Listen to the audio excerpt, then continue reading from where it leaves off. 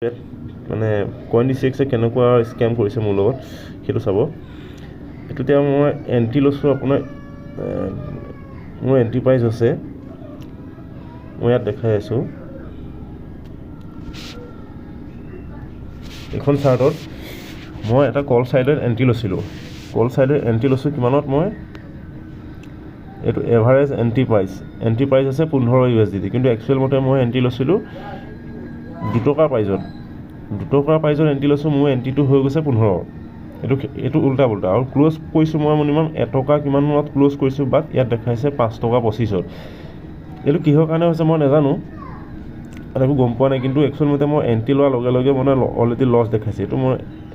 আৰু এতিয়া already expiry হৈ গৈছে, কাৰণ ডেইলি এক্সপায়াৰি থাকে ন। মই এক্সপায়াৰি মানে মই এঘণ্টা মই কেইটা বজাত এণ্ট্ৰি লৈছিলোঁ,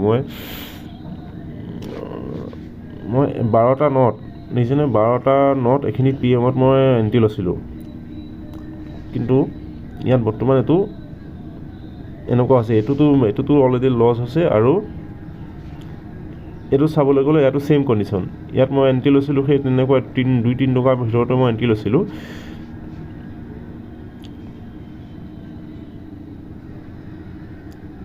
এইটোতো ইয়াত 25 টকাৰ এণ্ট্ৰি দেখাই আছে, এইটো 25 টকা এণ্ট্ৰি আৰু ক্ল'জিং প্ৰাইচ 15 USDT দেখাই আছে।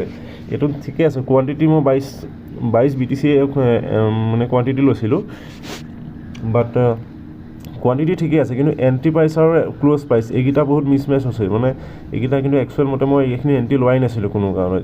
এইটো কিহৰ কাৰণে দেখাইছে মই ক'ব পৰা নাই। এইটো CoinDCXৰ ফালৰ পৰা কি কৰি আছে মানে একো গম পোৱা নাই। চ' এইখিনিত মই টোটেল লছ হৈছে 486। এইটো বিনা কাৰণত লছ হৈছে, কিন্তু এই বস্তুটো এণ্ট্ৰি ঠিকেই আছে। এইটো